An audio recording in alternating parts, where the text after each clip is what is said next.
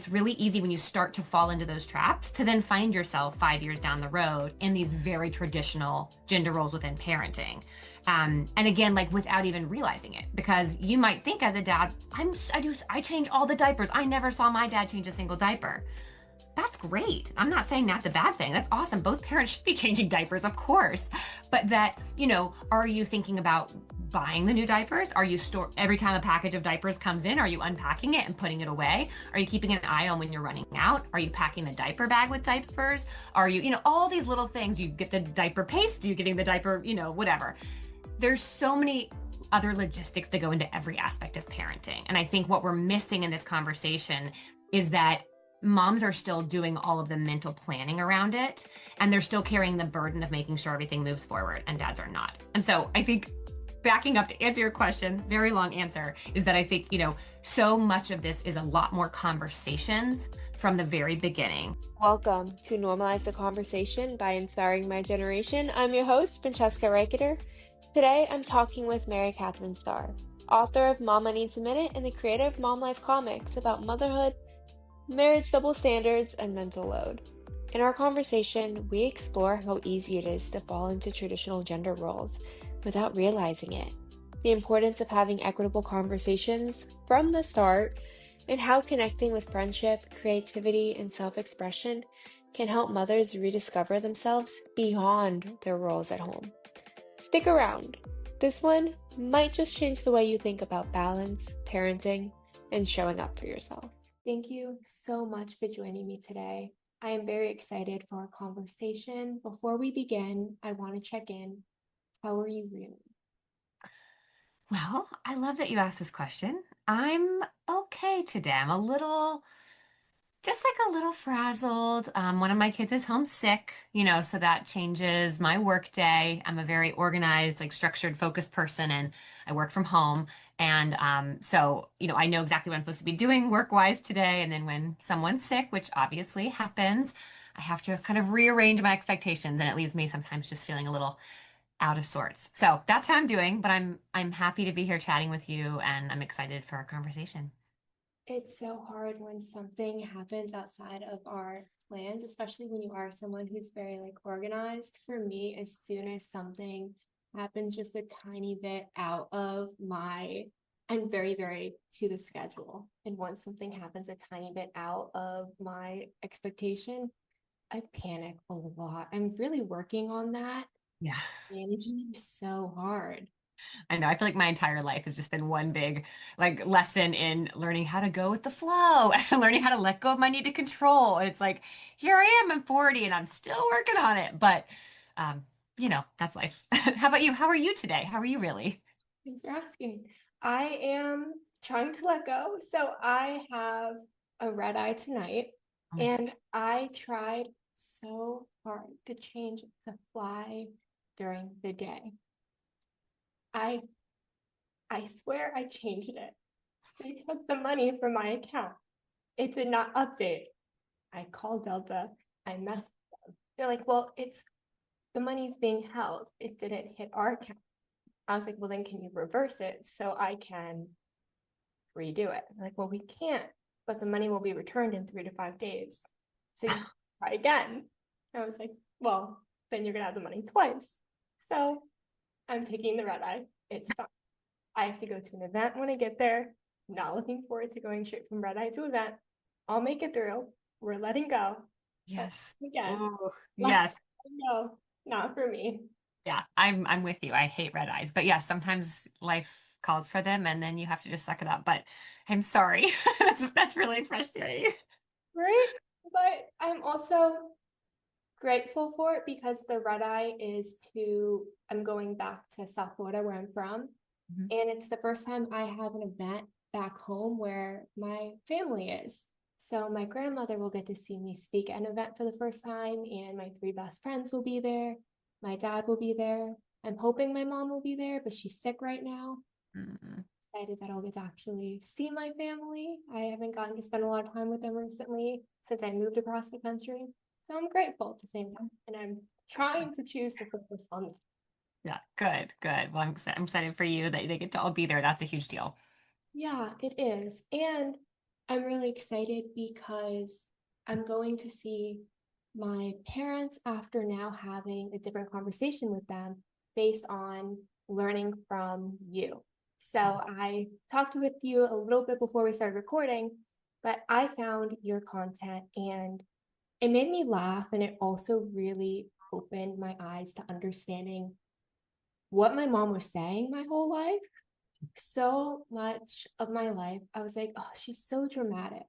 I am so sorry, mom, by the way. I was like, why is she always saying like there's so much pressure on her, or we give dad so much credit when he does something like pick us up from school, and then there's so much pressure on her to do it every single day while trying to do all these other tasks. And I never got it. I'm like, she's so dramatic. She's supposed to pick us up. And it's like this expectation that she should be doing everything all the time. And when she would do something like make us, she'd pick me up from school. And if she was in car line, instead of buying the parking spot to be there first so that I would walk straight out, it was like she didn't care. Like it's so silly to think about now, but back then it was Yeah. like so much stress and pressure on her all the time. And I didn't realize how much as a kid, even, and everyone around her, the family members, friends, society as a whole, was kind of teaching her to burn herself out and making her feel like she's not enough or doing enough. Yeah.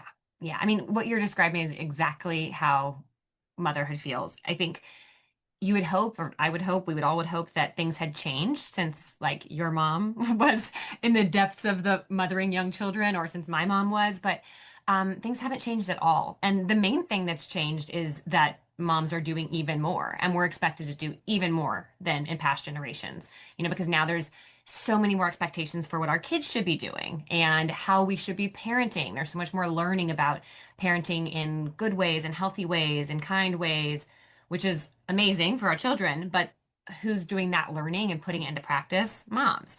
So I think, a lot of my work focuses on the fact that, um, you know, yes, dads are stepping up more than they did in the past, but that the gap between what moms are doing and what dads are doing continues to still be really wide because moms continue to have to do more as well.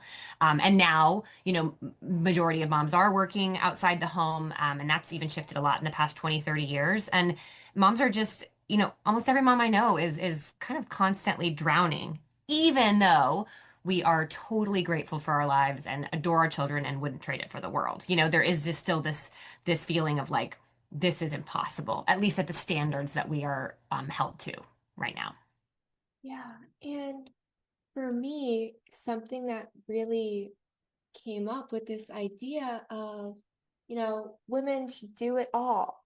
But I've never heard someone say that like a man should do it all. Right? Never. Yeah. Dad, like you can be a dad and work. Yeah. And I mean, that's exactly what I talk about is that it's the women have been told we can do it all. And my whole life, I was taught that. I bought into that. I believe that. And what was left out of that conversation of telling women they could do it all is that in order for women to do it all, men are going to have to step up and do more than they've ever done before and take on the stuff that women have to put down in order to quote unquote do it all. And unfortunately, because we haven't taught men and boys to do that, we get to this point where women are doing more than they've ever done, all of it, and yet we still have a partnership that reflects, the old traditional values, which is that one parent is staying home to do it all. So, yeah, it's pretty messed up, and I always want to make it very clear, like my work and my frustration is with the system. It's not with individuals. It's not like with, I never want to be pointing the finger saying like, oh, the men are the problem or that they're, I mean, sure, in some cases that is the case, but I think ultimately the big picture is what I care about. And the big picture is that our society, our culture, all of the way everything is set up from our school systems to our childcare systems is based on this model that moms are going to be picking up the slack and moms are going to be filling in the gaps that our cultural expectations or our societal structures don't fill in. And when you expect moms to be, working outside the home full time. A lot of moms are breadwinners now, or supporting their families. That's impossible. So my gripe is really with just like we have not caught up with the times from a systemic standpoint, and we've got to have a lot of big picture changes, including how we teach men to be partners and fathers. So yeah, I mean it's just a small subject to tackle. All changes. You know, when you think about this, when I think about this, my friends are now getting married, getting ready to have kids. My younger brother is 23. He's getting married in March, and I'm so excited for him. So amazed that he's already there. Yeah. Yeah. I'm probably far from there. So Well, he's very young for today's standards. I think people are getting married later and later. So he is on the younger side for sure. he is. And he's so excited and ready to have kids. And he's very adamant in wanting to be the most hands-on dad, right? He wants to do everything that he saw my mom do.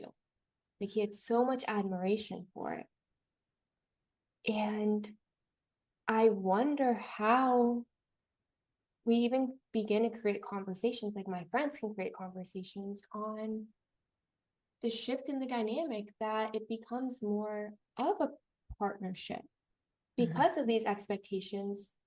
I think my brother was raised more so with my mom as a single mom. I was raised with my parents married. Mhm. So I saw a different shift in dynamic than my brother did. My friends grew up with a two-parent household where their mom did the work and their dad went to work in Mhm. that way. So for them, I don't know if I'm making sense, but Yeah, yeah. to see that maybe have those conversations of more of a partnership in both roles, how do you think we can begin to create those conversations? Yeah. Well, first, I just want to point out, because I think this is always fascinating, that there's no such thing as a hands-on mom, right? He said he wants to be a hands-on dad. And people talk to me all the time, oh, my husband's so wonderful. He's so hands-on, which I just think is funny because there is no hands-on mom. All moms are hands-on. We don't have a choice. Um, so double standard right there. But yes, I mean, there are so many things that we can start to do as couples and in a partnership before you have kids that can start to set the dynamics in the right direction. And I think a lot of it happens even before you have kids. For instance, the wedding planning process can often be a small microcosm of what happens down the line in a lot of couples. So maybe you are in a very egalitarian relationship right now and it feels really modern and you both work and you both make dinner together or you both do my husband and I always did the dishes together. We did our laundry together. It was very equal before kids. Um, and then, you start the wedding planning process. And often the woman, not always, and I'm speaking very heteronormatively here because this is about male female dynamics in like traditional gender relationships. But often in the wedding planning process, the woman will start to take on more, and it'll be kind of couched in like, oh, well, I'm better at this, or oh, I care more, or he just it doesn't really matter to him what it looks like. He just cares about the food, or he just cares about the music, and the man is able to kind of step away. Now, this is, of course, again, not every relationship. My brother was very into planning his wedding and had just as much of a part as my sister-in-law, but in a lot of relationships, the woman takes on the wedding planning. She's carrying what we call like the mental load of the wedding. She's got the checklist. She knows what needs to be done. She's asking around. She's doing the research. Sure, she may delegate some of the tasks related to the wedding to her husband or to her fiance, but she's still the mastermind kind of behind it all, running it and moving the ship forward. I think that is an exact place where we start to set these dynamics in play. Same thing happens during pregnancy. Often, when the woman is pregnant, she'll be the one who starts to make the registry list. What do we need? How are we going to set up the nursery? What size diapers? All that kind of stuff. Anytime that the woman in the relationship starts to take the wheel of planning and implementing and carrying out what needs to be done for a big change or a big event, you're kind of setting in motion this dynamic, which is that like she's the one who's in charge and he's her assistant. And I think in a lot of modern relationships, the man who's the assistant is still doing a lot, right? Maybe 50 years ago, he wouldn't have even done a single thing for the wedding or a single thing for the baby. He wouldn't even be at the birth. So compared to his own dad or two generations ago, he's doing a ton. He's totally involved. But the female, the woman in the situation, is still carrying 2 to 3 times more stuff in her brain about what needs to happen and managing this project of the wedding or this project of having a baby. And you're starting out your relationship or you're starting out your partnership in this place where the dad is or the man is a little bit less important to like moving everything forward. And that might sound like it doesn't matter for a wedding. And this is kind of what happened to me. I'm like, it doesn't matter. I love this stuff. And same with when I was pregnant. Well, I enjoy buying the baby clothes. Well, that's great. And it's fine to do that. But then when we have a baby, my husband doesn't know which clothes are for what. He doesn't know what sizes are for what. Or when we're down to the day of the wedding, he doesn't know who's coming when and where. And so I think there's a lot of these places where we have to unfortunately really go against societal norms. The societal norms is that the woman is in charge of the wedding because women care more about weddings. I'm saying that in quotes because, do we or do we not? We don't know. We've been told since we were little we should care more about it. We've been told it's the most important thing of our lives, whether or not we believe that ultimately. So, I think there's just so many dynamics at the beginning where we are just being kind of told by society that this is what we should do because we are the woman, or this is what we should do because we are the man. And it's really easy when you start to fall into those traps to then find yourself 5 years down the road in these very traditional gender roles within parenting. And again, like without even realizing it, because you might think as a dad, I change all the diapers. I never saw my dad change a single diaper. That's great. I'm not saying that's a bad thing. That's awesome. Both parents should be changing diapers, of course.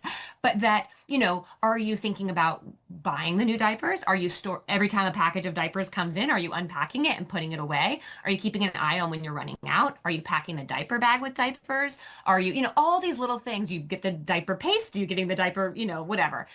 There's so many other logistics that go into every aspect of parenting. And I think what we're missing in this conversation is that moms are still doing all of the mental planning around it, and they're still carrying the burden of making sure everything moves forward, and dads are not. And so I think backing up to answer your question, very long answer, is that I think, so much of this is a lot more conversations from the very beginning. Okay, I really don't want to be the one planning this whole wedding by myself. Yes, I'm more excited about some of these things, but I need you to be on board with me. Let's sit down, let's split this all up so that I don't lose my mind in the process of planning our wedding, and so that we both are equally involved in what's going to go into this. And I think it's like kind of conversations like that. They aren't sexy, they aren't romantic, but I think they're what can really help you find a much better balance down the line. I never would have thought a conversation about planning in the beginning, all the way down to making dinner, doing laundry, planning the wedding, can impact the way you approach your life together and the way you take care of your kids. I never would have thought that and connected that. And Yeah, I think it's one of those things like it just doesn't it's not very romantic, it's not very like fun. It's not it's not like the exciting part of a relationship. So nobody wants to talk about it. But I think, in order to get to that point where you really are equal partners, I think it just takes so many conversations because we're up against a system that wants us slotted into these neat little places. Yeah. and even the mental load hearing you say about the diapers, like changing the diapers, but are you paying attention to when you need to get more and putting them away and all these pieces? I'm not a parent. I've not been around babies. I didn't even realize like how much that has to be all the time. No wonder moms are overwhelmed. No wonder my mom would feel stressed out, and sometimes she would raise her voice at times and she'd get really frustrated and she would cry. Yeah. And I took it as, why can't she regulate her emotions, instead of, oh, she needed more help and support. And Yeah. now I feel like I can see my mom, like getting a bit more compassion for my mom. And I Yeah. that earlier. And you're giving me more compassion. So I appreciate that. I think Good. she appreciates that. I'm sorry. Yeah. Well, I think, parenthood in general is one of those things that you just cannot possibly fathom like how much energy and thought it takes until you do it. And I think you're right, or until you get older and you start to see your parents as like humans as opposed to just your parents, which it sounds like is what you're doing. But yes, I also like in the past, my oldest now is 9, but since becoming a mother, I do see my mother so much differently. And she was single mom raising 3 kids, and I feel the same way. I'm like, I'll call her all the time and say, just like, how did you do this? And she's like, I don't know. There is just this like, it once you realize it, yeah, the amount of compassion you have for parents is just like, it's astronomical. And truly, I don't know how parents are doing it, especially moms. I don't know how moms are like walking around and competent and put together as they are, considering everything that moms have on their plates right now and always, but especially right now. And I'd say social media has made it even worse. I know you talk a lot about the impact of social media on mental health. I think now more than ever, um, moms are kind of performing motherhood online. And when I say performing, I mean we're seeing like, the highlight reel of motherhood, the clean houses, the adorable kids, the perfectly curated images of everyone being a happy family. And I think it can leave moms, and it does leave a lot of moms feeling like they're really failing if their life looks like a total mess compared to that. Also, there's a ton more information out there about how to be a good mother, which I think is wonderful. But all the parenting accounts teaching us how to do a better job, the majority of their followers are all women. So moms are getting steeped in what they should be doing and how to do it the right way and how to raise good kids. Dads have none of that messaging. So moms are carrying around this constant, like all this extra knowledge of how they're failing if they're not doing exactly what they see the experts saying they should do, or if their kids not behaving in the way that they think they should behave. Moms feel a lot of that pressure that it's on them because they are now seeing in their algorithm all the ways that they're failing or all the ways that they can't possibly measure up to what the child psychologist says they should say when their kid hits somebody. So I think social media has highlighted just like how much pressure mothers feel to be perfect and to be good. And I think that's not going away anytime soon. It's only getting more and more intense, I think, with as moms continue to be more and more online. And I think I'm happy that is a conversation that started during the pandemic, like that I'm a part of, that's kind of saying, whoa, whoa, whoa, this is not okay and this is not sustainable. But I think there's still so many, with the trad wife movement and with so many other movements online, kind of doing the exact opposite of what I'm trying to do. So it's tough. It's a tough time to be a person in general, with the internet, with social media. But yeah, motherhood has not been spared. That point of social media, I see it with my mom, just everyone taking these perfect family photos. And I can see my mom getting frustrated when she can't get me and my brother, like two of us, to smile together for a photo. Yeah. Like there's not good lighting for the photo. We won't sit there for 200 photos. Right. Or if we get into a slight argument because I put chocolate in the pancakes and he decided he didn't like chocolate that morning. And then I'm crying, so there's no photo because my mascara is running. Like a Yeah. show is happening before 9 a.m. Yeah. Like so upset she doesn't have a photo to put on Instagram. And Right. it's like Christmas morning is so sad over an Instagram photo, which that never used to be a thing. I know. Yeah. The pressure to perform, to get your family to perform for something you're going to put up on social media is like a whole nother thing. I've really tried to opt out of it. I was very like sucked into it in the early years when I had babies, and every milestone I had to get the perfect picture to put up. And I've really opted out of that now, and part of that's just, when you have a big online following, you have to. I feel like I have to keep my children out of that. So it's been nice. It's been freeing in a way to be like, nope, I'm not showing their pictures on my social media, and all of a sudden I'm like totally free. I don't have to capture every single second in some perfect picture. But yeah, the pressure is definitely there for people, and it's just like in every other walk of life at this point. Like it's trying to remember that this is not like, this is our lives. We're trying to experience it. It's going to be messy. It's not going to be Instagram worthy. But I think, I think a lot of moms are walking around with the guilt about that. And that guilt can be pretty debilitating. My mom finally gave up on it and started just trying to get a selfie with each of us. And That's good. so much happier. But the pressure of seeing what other people are doing, even if it's just your friends posting online, Yeah. it, Yeah. I don't know how, like looking at what my mom does, whether it's, I mean, just taking care of adult children now. Both my brother and I moved away and still will call her over something silly. I don't know how to use an iron. I need to buy an iron. I didn't know how to buy an iron. I'm like, what am I looking for? Oh my God. I ordered one on Amazon. It came. I didn't know how to use it. You have to Oh put my God. it in or something. Still have not gotten it. I'm bringing it. I'm bringing my stuff home so she can teach me how to use the iron this weekend. Oh my God. I don't know how she does that. And then my brother comes home like once a week with things like laundry, or he needs paper towels. He'll just come take it from her. So it's like this constant having to take care of herself, going through, she's now at that age of going through menopause, right?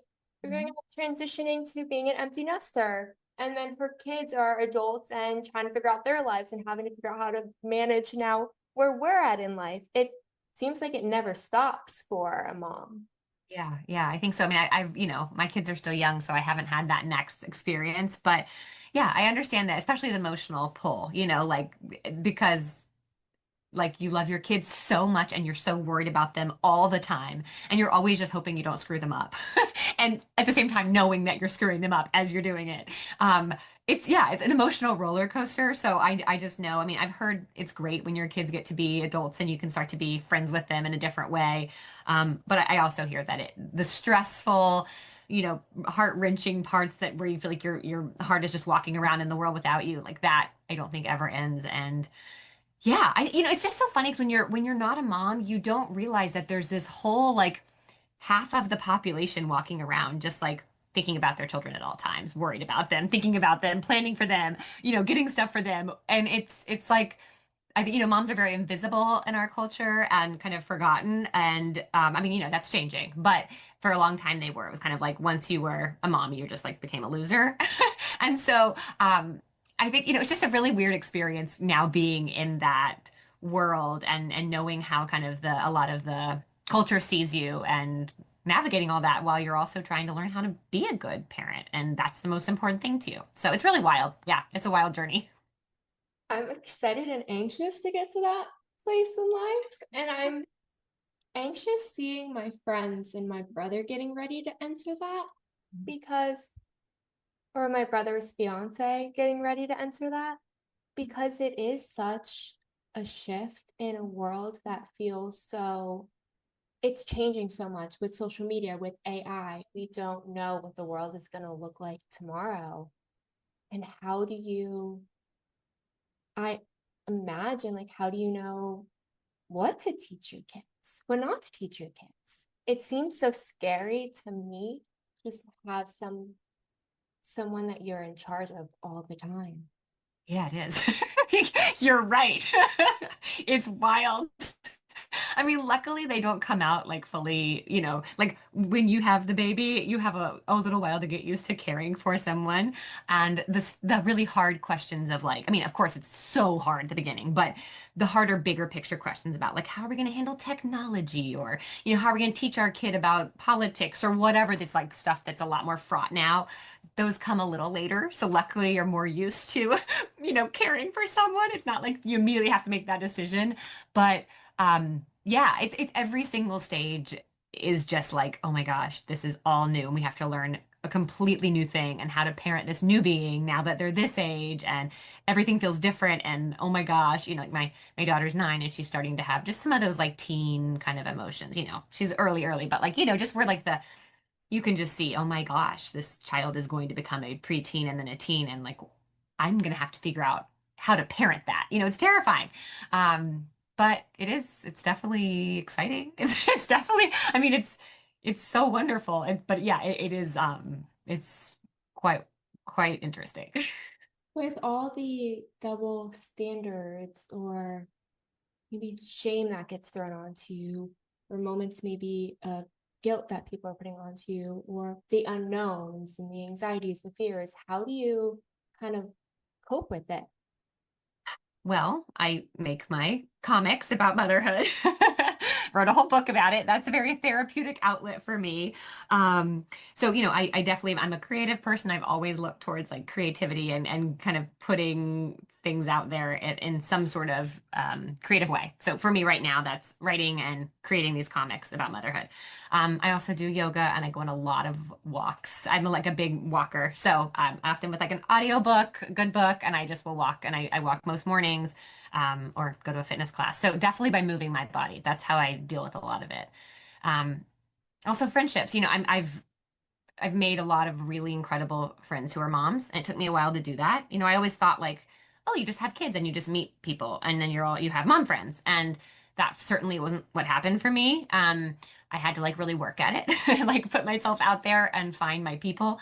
But now that I have a bunch of a community of moms that are kind of like-minded and we parent in similar ways and have the same kind of values, that's been huge because I've gotten to really feel so much more supported. I have more of a village and also just like have this outlet for, complaining and also getting advice and just kind of commiserating over the challenging parts of all of this. So that's been a game changer. And the more we know statistically about how much it matters to have relationships like that, it and how much longer, it adds length to your life if you have friendships and really deep relationships and people you can connect with. And so that's been a huge change for me over the past couple years of parenting, and it's really made a big impact. I love that, the community piece. I think that's something oftentimes can be missing. I know for my mom, a lot of times she felt like she had to go through it alone, right? And she had to figure it out because she was trying to work. She was trying to take care of two kids who had very different schedules, were in very different cities, right? Trying to balance it. She didn't feel like she had time to prioritize herself and building community, building time to nurture relationships for herself. How have you found a way to be able to build connections so that you can give yourself that support that you need along the way? I think the word you said is prioritize. I think our mom's generation, I say our, I know we're a little different generations, but the previous generations of moms, I think we're really taught that motherhood was martyrdom, that your entire life should be your children, that if you have extra time, certainly shouldn't be spent on taking care of yourself. It should be taking care of your house or taking care of your kids. And so, I think I'm in like the millennial generation of mothers, and I do think there's been this move back towards like taking care of yourself, the whole like you can't take care of somebody else, you can't, pour from an empty cup, which, that can sound really trite and annoying, but I did find that I got to a point, it was kind of during the pandemic, as so many parents did, where I was like just at a breaking point. My mental health was really struggling. I was feeling like I was just underwater, and I started just like having to, I basically had no choice. Like I had to get out of the house. I had to start having a little bit of finding myself again as an individual, not just a parent to young kids. And so I really did just have to prioritize it. I had to start, I would get invited to things and my knee-jerk reaction would be to say no because I was too much and I was overwhelmed and I need to be with the kids and I felt guilty about not being home. But I would like push against that and I would actually say yes. And like my reaction has always been to say no when people ask me to do things because I feel so overwhelmed all the time.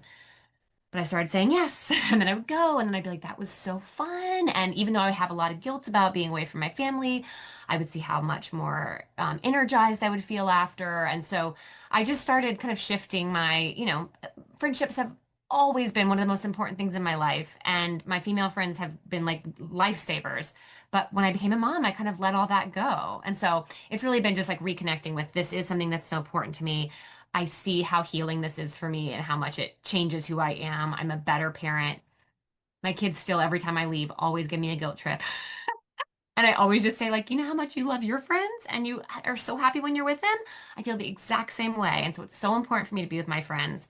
And I try to just think of that being a role model for them to show them that friendships are worth investing in.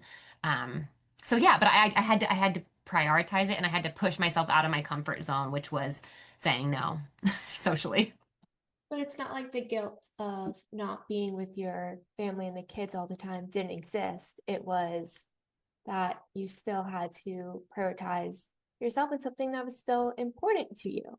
Yeah. And that's what I do with my work too. I mean, I really, I work for myself. I always have, and I love my work so much. And I have guilt about it all the time. I spent the past 3 years writing a book, and my kids, every time I went to work on the book, I'd have to go do it on the weekends or, it's extra kind of margins of time. And every time I went to work on it, the kids would, you love your book more than you love us. Like, why are you, just the worst, like felt like daggers to my heart. But I would just have to always remind myself and come back to this kind of like my why, and I want my kids to see that moms can have interests outside the family, that they can love their work, that they can be creative people, that they can take time away. And like I just have to remind myself of that because I didn't see that modeled. My mom was we were her life and she was wonderful, but like she didn't have a life outside of us. And I think her mental health took a huge toll because of it. And so it's really important to me to show my kids that moms are people too.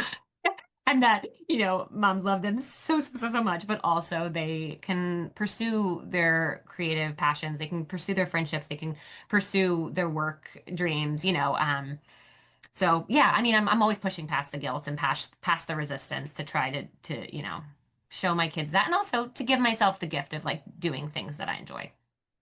I love that because a lot of times a piece of guilt can make us feel like we can't do anything else. I know for me, so quick backstory, I was a caretaker for my grandmother who has Alzheimer's, and I felt so guilty leaving her side that I flew across the country to be a student and take care of her.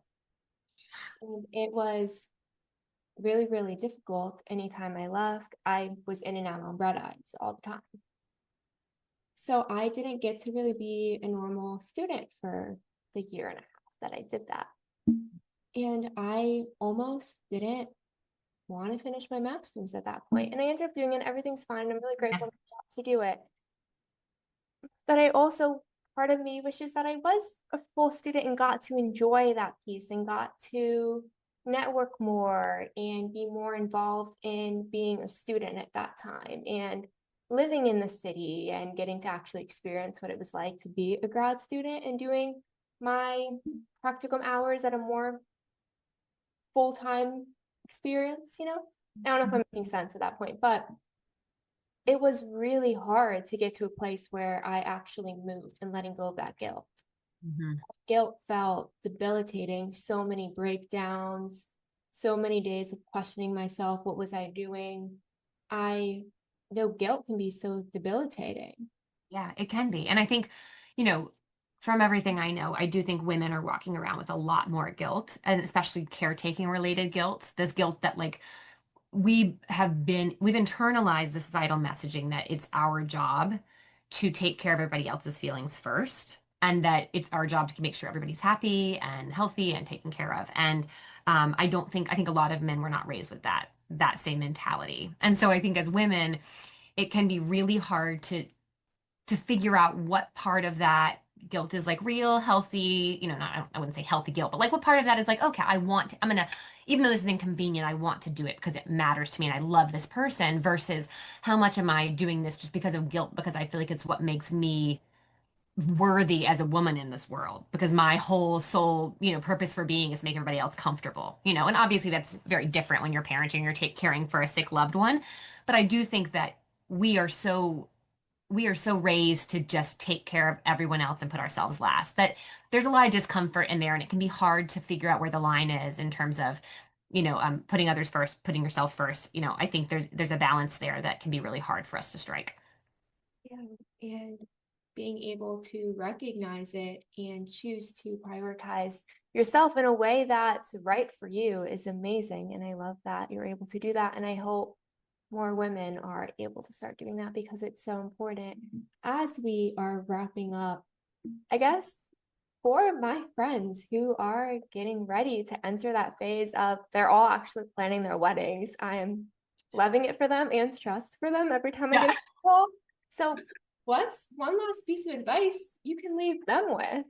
Yeah, I mean, I think it's not enough to just assume that because your household like equity or quality or balance right now, maybe pre-kids, if you want to have kids, it's not enough to assume that what your system that you have in your home now is just going to easily translate to having kids. Because I think what if nothing else, I hope that people remember that, like, there's so many systemic forces at play that really try to pigeonhole us as parents into these traditional roles. So I would just say, that maybe not making the mistake of assuming that just like how it is now is the status quo is how it's always going to be, but knowing that um, if you really want a more egalitarian parental unit, if you want things to be down the line much more equal between the mom and dad, if you both want to work outside the home and you want to make sure that you both have a quality of life, that just takes a little more conversation and intentionality.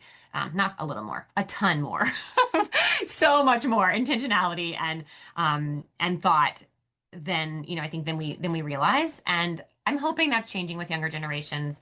I hear from a lot of young moms that it hasn't changed as much as we, would like. We'd love to make bigger leaps between generations. But yeah, I think just keeping in mind that you can have as many conversations as possible about managing your household together. There are never too many conversations to have about that because it is just a constant refiguring and reconfiguring and kind of negotiation, and no matter how much you love each other, that's just like an important thing to do in order to make sure you both are able to keep being individuals in the world and not just household managers. I feel pretty confident with people like you opening the doors for these conversations. We will continue to see shifts. Thank you so much for joining me. How can people connect with you? Yeah. So I'm on Instagram and Substack. Instagram is momlife_comics. So you can go find me there. And then, my website is MaryCatherineStarr.com. There's a link there too to my book and my Substack. But my book is available everywhere that you get books online, and it is called Mama Needs a Minute, and it's a graphic memoir all about marriage and motherhood. Thank you so much for listening to Normalize the Conversation. Don't forget to subscribe, rate, and review. This podcast is an initiative of Inspiring My Generation, focusing on normalizing the conversation, bringing education and awareness to the forefront, and amplifying global voices to spark change and hope. Inspiring My Generation is a 501c3 nonprofit organization on a mission towards suicide prevention through awareness, conversation, education, and support. Connect with us on Instagram at Inspiring My Generation and visit our website inspiringmygeneration.org to learn more about our work and how you can make a difference.